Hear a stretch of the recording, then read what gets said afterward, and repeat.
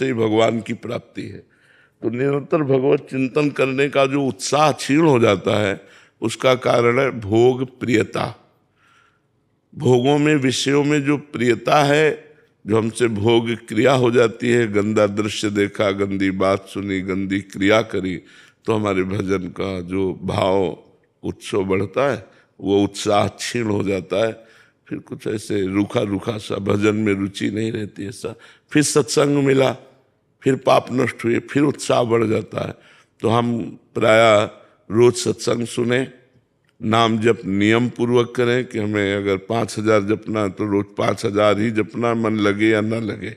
और भोजन पवित्र और कुसंग का त्याग, और भगवान से अपनापन करने के लिए उनके चरणों का आश्रय, तो इससे हमारा भजन बढ़ता चला जाएगा।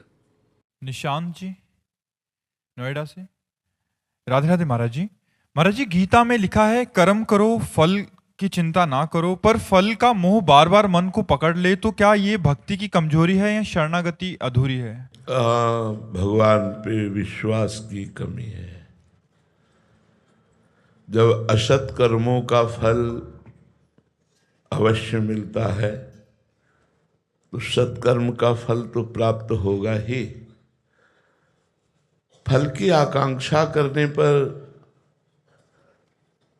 भगवान ने इसलिए रोक लगा दी कि जैसे आपने बहुत अच्छे नंबरों से पास हुए, आपके पास डिग्री है, पर आपको नौकरी नहीं मिल रही, क्योंकि आपको प्रारब्ध दुख देना चाहता है, वो आपको असफल करना चाहता है, आपका पूर्व प्रारब्ध। अब आप इतना पढ़े लिखे और आपकी नौकरी नहीं लगी, पढ़ाई लिखाई का तो फल है ना कि हमारा व्यापार, हमारी नौकरी, और उसमें असफल है, तो आप निराश हो जाएंगे। बहुत से लोग जैसे पढ़ाई में फेल हो गए बच्चे, तो की सोचने लगते हैं। बहुत से किसान परिणाम पर दृष्टि रखते हैं, फल पर, और अनावृष्टि, अतिवृष्टि आदि से फसल नष्ट हो जाने पर वो की बात सोच लेते हैं। बहुत से ऐसे परिणाम हैं जिनमें हम पहले से निश्चित कर लेते हैं, व्यापार या खेल या किसी विषय में। तो परिणाम के लिए भगवान आदेश करते हैं, सुख दुखे समे कृत्वा लाभा लाभो जया जयो। सुख और दुख में, लाभ और हानि में, जय और पराजय में तुम समान भाव रखो। कर्मण्येवाधिकारस्ते मा फलेषु कदाचन। तुम केवल कर्म करने पर अधिकार रखो, फल पर नहीं। फल तो मैं निश्चित करूंगा, क्योंकि फल पूर्व प्रारब्ध से प्रेरित देखा जाता है। कोई ज्यादा चतुर भी नहीं है, बहुत पढ़ाई भी नहीं की, और बहुत धनी के घर में जन्मा, बहुत धन ऐश्वर्य है, बहुत प्रवीण भी है, बहुत पढ़ा लिखा भी है, लेकिन उसकी व्यवस्था ही ठीक नहीं, क्योंकि प्रारब्ध बुरा है। तो ये पूर्व प्रारब्ध से आधारित होने पर असफलता और सफलता मिलेगी। यदि आप इसको नहीं समझ पाएंगे तो इसमें दुखी हो जाएंगे, अशांत हो जाएंगे, आप इसमें बहुत नकारात्मक सोच वाले बन जाएंगे। इसलिए भगवान फल के लिए मना करते हैं कि तुम फल के, वैसे प्रायः सब कोई फल का आधार लेकर ही कर्म शुरू करता है कि इस खेत में बोएंगे तो इतना तो हो ही जाएगा, इस व्यापार को करेंगे तो इतना लाभ तो हो ही जाएगा, इस नौकरी में करेंगे इतना मिलेगा तो ऐसा ऐसा हो ही जाएगा। वो अज्ञान कल्पना है। शुद्ध ज्ञान ना होने के कारण, भगवान के प्रति विश्वास ना होने के कारण, भगवान की सुदृढ़ भक्ति ना होने के कारण वो फल की आकांक्षा पर अपने आप को स्थित करके सुखी और दुखी होता रहता है। यदि वो भगवान के आश्रित हो तो प्रारब्ध भी कम हो जाएगा, अशुभ प्रारब्ध, और अगला जो कदम बढ़ेगा वो बड़ा मंगलमय, बड़ा आनंदमय होगा। पर ये थोड़ा सा अव्यक्त मार्ग है, छुपा हुआ मार्ग है, इसलिए हम लोग विश्वास नहीं करते। अगर विश्वास कर लें और हम केवल अपने कर्तव्य कर्म पर दृष्टि रखें कि हमारे कर्तव्य में त्रुटि नहीं होनी चाहिए, तो परिणाम मंगलमय होगा ही। वो आपकी सोच के भले प्रतिकूल हो, लेकिन वो परिणाम मंगलमय होगा, ये विश्वास रख ले तो बहुत आनंद की प्राप्ति हो जाए।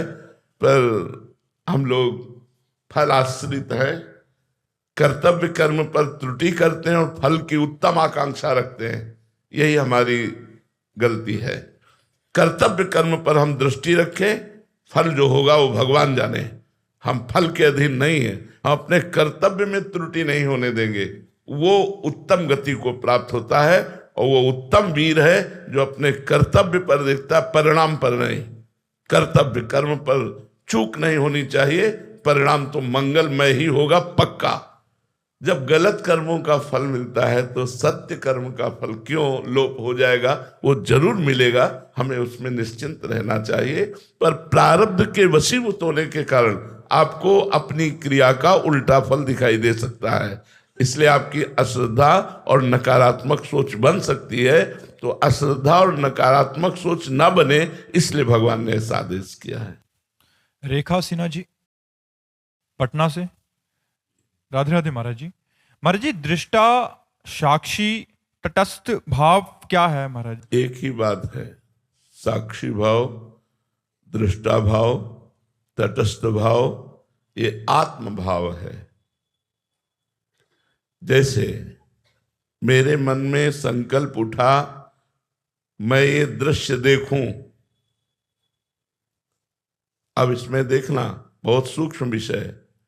देखने की क्रिया नेत्रेंद्रिय की, संकल्प करने की क्रिया मन की, और मैं देखूं ये अंतःकरण का अहंकार। जो अंतःकरण का अहंकार है वो, और मैं जो शुद्ध है, जो आत्मस्वरूप है, वो इन सबको जानने वाला है, इन सबको देखने वाला है, इन सब का साक्षी है। तो इन सब को देखने के कारण दृष्टा, इन सब का साक्षी होने के कारण वो साक्षी, और इन सब से अलग है इसलिए तटस्थ। वो है आत्मस्वरूप। जब तक आत्मस्वरूप का ज्ञान नहीं होगा तब तक मैं ही करता और भोगता रहता है। अहंकार विमूढ़ात्मा करता हमिति मन्यते, मैंने ये किया, मैं ये करूंगा, मैं ये कर सकता हूं, मैंने ये भोगा, मैं ये भोगूंगा, मैं ये भोग सकता हूं, ये विचार बने रहते हैं अज्ञान के कारण। जब साक्षी भाव या दृष्टा भाव आएगा तो उसे आत्म भाव कहते हैं। वो ज्ञानी महापुरुष मोक्ष की तरफ चल पड़ता है, जो दृष्टा भाव में होता है, साक्षी भाव में होता है, तटस्थ भाव में होता है। समझ पा रहे हैं आप? हम लोग अपनी मन और इंद्रियों के गुलाम हैं, दृष्टा नहीं है। मैंने आज खाया, खाने का विषय रसेंद्री का है, संकल्प बनाने वाला मन, और मैंने आज खाया ये अनुभव अहंकार कर रहा है, मैं उसको देख रहा हूं मैंने कब खाया। तो जब ये ज्ञान हो जाता है तब वो मुक्त हो जाता है। पर ये बातों से नहीं होता। प्यास लगेगी तो प्राणों को, लेकिन हम क्या बोलते हैं, मैं बहुत प्यासा हूं, तो उस समय दृष्टा भाव रहेगा, उस समय प्यास में तदात्म भाव रहेगा, उस समय दृष्टा भाव रहेगा। मैं बहुत भूखा हूं, पीड़ा हो रही, मुझे बहुत दर्द हो रहा है, मैं दृष्टा भाव में रह पाऊंगा, उसी में चला जाऊंगा, जबकि मैं इसका दृष्टा हूं, दर्द का भोगता नहीं हूं। अब ये शुद्ध ज्ञान बिना साधना के नहीं हो सकता। जब गुरु चरणों का आश्रय लेकर साधना की जाती है, हृदय पवित्र होता है, तब जाकर के बोध होता है। ये बोध हुआ तो मोक्ष के नजदीक पहुंच गया। समझ पा रहे आप? अब जोत सिंह जी जम्मू से, राधे राधे महाराज जी। महाराज जी, मार्ग क्या है ये मतलब मेरे को जानना बाकी नहीं रह गया, बट जब साधक जानकर भी गिरता है तब उसे अपने प्रति कैसी दृष्टि रखनी चाहिए ताकि वो ना तो निराश हो। देखो, ये हम कई बार बात बता चुके हैं। हमारी जानकारी का प्रयोग तभी होगा जब हमारे अंदर नाम जप का बल होगा। जानकारी तो बहुतों को है, लेकिन प्रयोग कोई बिरला कर पाता है अपनी जानकारी का। जानकारी का लाभ कोई बिरला ले पाता है। नहीं बोलो, किसको नहीं पता कि मर जाना है? किसको नहीं पता कि यहां सब छोड़ जाना है? किसको नहीं पता कि सब झूठे सुख हैं? कहां कोई इसका लाभ ले पा रहा है? उसी सुखों में मगन है, खूब कमाकर बैंक बैलेंस बढ़ाने में मगन है, और पता नहीं कि शाम मिलेगी कि नहीं मिलेगी। प्लान सैकड़ों वर्ष का है, ठिकाना सेकंड का नहीं है। कहाँ ज्ञान है? तो जानकारी का लाभ हम तभी ले सकते हैं जब डट के नाम जप करें। नाम जप के बिना जानकारी का हम प्रयोग नहीं कर पाएंगे। जैसे आपने कहा साधन पथ का हमें ज्ञान है, पर हम गिर जाते हैं। गिर जाना कोई बहुत बड़ी बात नहीं है। जो मार्ग में चलता है वही फिसलता है, गिरता है, लेकिन गिरे पड़े रहना ये बड़ी बात हो गई। गिरा और उठ के चल दिया और अनुभव किया कि मैं क्यों गिरा, कहाँ चूक हुई, वो साधक आगे निकल जाता है। अगर हम गिर करके और उन्हीं भोगों में रमण करने लगे तो साधक ही नहीं है। गिरने पर हमें बहुत पश्चाताप होना चाहिए, बहुत जलन होनी चाहिए, और हमें अपनी त्रुटि खोजनी चाहिए कि मैं यहाँ क्यों लड़खड़ाया, मैं यहाँ क्यों गिरा, इन भोगों में मैं क्यों परास्त हो गया, और उस त्रुटि को दूर करना चाहिए। दूर करके फिर आगे चलना चाहिए। साधक को कभी निराश होना ही नहीं चाहिए, चाहे जितनी बार गिर जाए उसे निराश नहीं होना चाहिए, क्योंकि ये सत्य मार्ग है, बड़ा फिसलन का मार्ग है। इसमें जमा जमा के पैर चला जाता है, नहीं तो अच्छे अच्छे को ये गिरा देता है माया की फिसलन। काम क्रोध लोभ मोह मद मत्सर आदि इतने भयानक है ये कि जरा सी चूक हुई कि हम गिर जाते हैं। इसलिए खूब नाम जप करो। नाम जप से अध्यात्म बल बढ़ेगा। अध्यात्म बल से हम इन विषयों पर, विकारों पर विजय प्राप्त कर पाएंगे। शिल्पी अग्रवाल जी, महाराज जी, हम भगवान के बच्चे हैं तो क्षमा प्रार्थी होने के बाद भी भगवान दंड रूपी कर्म नहीं काटते, उन्हें भोगना ही क्यों पड़ता है? हमारा हृदय से क्षमा प्रार्थी नहीं हुए। अगर हृदय से क्षमा प्रार्थी हो जाए तो सन्मुख होए जीव मोय जबहि, जन्म कोटि अघनासों तबहि। मेरे सन्मुख हो जाए तो करोड़ों जन्मों के पाप नष्ट कर देता हूं। हाँ, झूठी क्षमा मांगते हैं। सुबह फिर वही कर रहा है, शाम के फिर वही कर रहा है, फिर वही मनमानी आचरण कर रहा है, तो दंडनीय तो है ही हम लोग। हम लोग क्षमा मांगने का मतलब होता है आज के बाद नहीं, अब लो नसानी अब ना न सही हो, तो मुक्त हो जाओगे। अनेक जन्मों के अपराध भगवान क्षमा कर देते हैं। कोटि विप्र बदला गए जाहू आए शरण तज। भगवान के सामने नाटक करते हैं क्षमा का।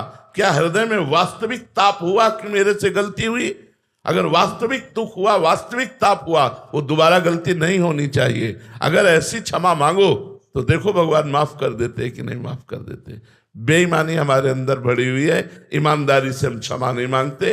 भगवान मुझे क्षमा कर दो, मेरे से गलती हो गई, फिर पाप करते हैं, फिर मनमानी आचरण करते हैं। जिस दिन से हमको पता लग जाए कि हमारे गलत कदम जा रहे हैं, वहीं से रोक लिया और वापस भगवान की तरफ चले, अपने आप सब क्षमा हो गया। अनंत जन्मों के पाप नष्ट हो जाएंगे और भगवान का साक्षात्कार हो जाएगा। अब लो नसानी अब ना न सही हो। लेकिन कहाँ ऐसी क्षमा मांगते हैं? ऐसी क्षमा कहाँ मांगते हैं? वो परम पिता जब तुम्हें देख रहा है कि बार बार शास्त्र संग, संत संग और तुम्हारे अंदर प्रेरणा कर रहा है ये गलत है, फिर भी तुम नहीं मान रहे हो, तो दंड भोगोगे ही, दंड भुगतना पड़ेगा। वो कुसुम से भी कोमल है और वज्र से भी कठोर है। कोई भी पिता अपने अधर्माचरण करने वाले पुत्र का, या वो अधर्माचरण वाला है तो साथ देगा, नहीं तो नहीं साथ देगा। तो परम पिता कुसुम से भी कोमल है और वज्र से भी कठोर है। कुसुमादपि कोमलानी वज्रादपि कठोरानी। यदि आप बार बार आज्ञा का उल्लंघन करेंगे, मनमानी आचरण करेंगे, पापाचरण करेंगे, तो वज्र से भी कठोर, बिना दंड दिए आपको नहीं छोड़ेगा।